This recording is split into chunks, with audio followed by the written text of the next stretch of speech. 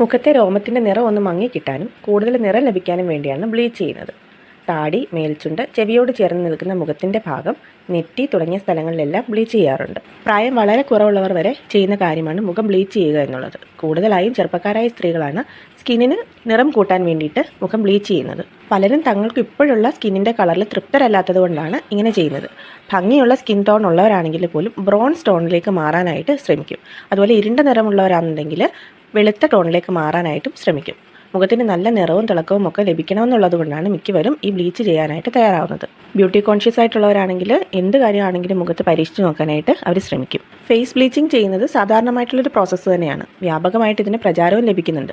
നമ്മുടെ മാർക്കറ്റിൽ ലഭ്യമായിട്ടുള്ള മിക്ക ബ്ലീച്ചിങ് പ്രോഡക്റ്റുകളിലും നമ്മുടെ സ്കിന്നിന് ദോഷമല്ലെന്നാണ് കമ്പനികൾ പറയുന്നത്. പക്ഷേ സത്യം അങ്ങനെയല്ല.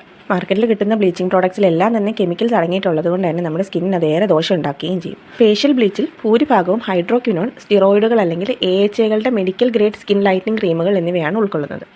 ഇപ്പോൾ ഗ്ലൂട്ടാത്തയോൺ എന്ന ആൻറ്റി ഓക്സിഡൻറ്റ് തുടങ്ങിയ ബ്ലീച്ച് പ്രോഡക്റ്റുകളും ഉണ്ട്. എല്ലാ ബ്ലീച്ചിങ് നടപടികളുടെയും ഫലങ്ങൾ ഏകദേശം 1.5 മാസത്തോളം നീണ്ടു നിൽക്കുകയും അതിനുശേഷം ക്രമേണ മങ്ങുകയും ചെയ്യും. ബ്ലീച്ചിങ് ചെയ്യുമ്പോൾ ഉണ്ടാകുന്ന അപകട സാധ്യതകൾ എന്തൊക്കെയാണെന്ന് നമുക്ക് നോക്കാം. ഏറ്റവും ആദ്യമേ പറയാനുള്ളത് അലർജി തന്നെയാണ്. നമുക്ക് മാർക്കറ്റിൽ അവൈലബിൾ ആയിട്ടുള്ള മിക്ക ബ്ലീച്ച് ക്രീമുകളിലും ഓർത്തോ ഫോസ്ഫോറിക് ആസിഡ് അടങ്ങിയിട്ടുണ്ട്. ചൊറിച്ചിൽ, നമ്മുടെ സ്കിന്നിൽ കുത്തൽ, സ്കിന്നിൽ ചുവപ്പ് തുടങ്ങിയ ലക്ഷണങ്ങളുള്ള അലർജിക്ക് ബ്ലീച്ചിങ് കാരണമാകാറുണ്ട്. ചിലർക്ക് മുഖത്ത് വീക്കം, പുറന്തൊലിയിൽ തടുപ്പ്, നിറമാറ്റം, സ്കിന്നിൽ വരണ്ട അവസ്ഥ എന്നിവയൊക്കെ അനുഭവപ്പെട്ടേക്കാം. ചില ആളുകളുടെ മുഖത്ത് ബേണിംഗ് സെൻസേഷനും ഉണ്ടാവാറുണ്ട്.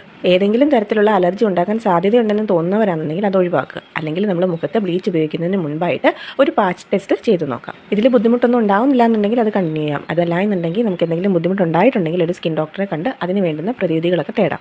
ഇനി ബ്ലീച്ചിങ്ങിൻ്റെ അടുത്തൊരു പ്രധാന പ്രശ്നമാണ് നമ്മുടെ സ്കിന്നിനെ ഡ്രൈ ആക്കുക എന്നുള്ളത്. നമുക്ക് മാർക്കറ്റിൽ അവൈലബിൾ ആയിട്ടുള്ള എല്ലാ ഫേഷ്യൽ ബ്ലീച്ചിങ് പ്രോഡക്റ്റുകളിലും ഹൈഡ്രജൻ പെറോക്സൈഡ് ഒരു സാധാരണ ഘടകമാണ്. ഇതിന് ഉയർന്ന pH ലെവലുണ്ട്. മാത്രമല്ല ഇത് നമ്മുടെ സ്കിന്നിനെ വരണ്ടതാക്കുകയും ചെയ്യും. ഡ്രൈ സ്കിൻ ഉള്ള ഒരാളാണ് ബ്ലീച്ച് ചെയ്യുന്നതെന്നുണ്ടെങ്കിൽ ചിലപ്പോൾ ഡെർമറ്റൈറ്റിസ്, എക്സിമ പോലുള്ള അവസ്ഥകളൊക്കെ അവർക്ക് ഉണ്ടായേക്കാം. അതിനാൽ തന്നെ ഡ്രൈ സ്കിൻ ഉള്ളവരാണെന്നുണ്ടെങ്കിൽ മുഖം ബ്ലീച്ച് ചെയ്യാതിരിക്കുന്നതായിരിക്കും ഏറ്റവും നല്ലത്. മുഖം ബ്ലീച്ച് ചെയ്യുന്നത് വഴി ഉണ്ടാകുന്ന മറ്റൊരു പ്രശ്നമാണ് സൺ സെൻസിറ്റിവിറ്റി. ഇതിന് കാരണം സിമ്പിളാണ്. ആവർത്തിച്ചുള്ള ബ്ലീച്ചിങ് നമ്മുടെ സ്കിന്നിനെ നേർത്തതും വളരെ സെൻസിറ്റീവ് ഉള്ളതുമാക്കും. ഇക്കാരണം കൊണ്ട് തന്നെ നമ്മുടെ സ്കിന്നിന് കറുപ്പും പിഗ്മെൻറ്റേഷനും ഒക്കെ അനുഭവപ്പെട്ടേക്കാം. ഫേസ് ബ്ലീച്ചിങ് കൊണ്ടുള്ള മറ്റൊരു പ്രശ്നമാണ് സ്കിൻ ക്യാൻസറിനുള്ള സാധ്യത. പല ആളുകൾക്കും ഇക്കാര്യത്തെക്കുറിച്ച് അറിവില്ല എന്നതാണ് വാസ്തവം. മിക്ക ബ്ലീച്ചുകളിലും ഉയർന്ന അളവിൽ മെർക്കുറി അടങ്ങിയിരിക്കുന്നതിനാൽ തന്നെ അത് മെലാനിൻ ഉൽപ്പാദനത്തെ തടയും. ഇത് ദീർഘകാലാടിസ്ഥാനത്തിൽ ഉപയോഗിക്കുമ്പോൾ നമ്മുടെ സ്കിന്നിന് ക്യാൻസർ ഉണ്ടാകാനുള്ള കാരണമാവുകയും ചെയ്യും. അതുമാത്രമല്ല ഇതിൽ hydrogen peroxide, benzoyl peroxide, phosphoric acid എന്നിവയൊക്കെ അടങ്ങിയിട്ടുണ്ട്. ഇത് നമ്മുടെ എപ്പിഡെർമിസ് നേർത്തതാക്കാനായിട്ട് കാരണമാകും. അതും സ്കിൻ ക്യാൻസറിനുള്ള സാധ്യത കൂട്ടുന്നത് തന്നെയാണ്. അതുകൊണ്ട് തന്നെ മുഖം ഇനി ബ്ലീച്ച് ചെയ്യുന്നതിന് മുൻപായിട്ട് ഈ കാര്യങ്ങളൊക്കെ ഒന്ന് ഓർത്ത് വയ്ക്കുക. ഇങ്ങനെയുള്ള അപകടങ്ങളൊന്നും ഉണ്ടാവാതിരിക്കാനായിട്ട് ശ്രദ്ധിക്കുക.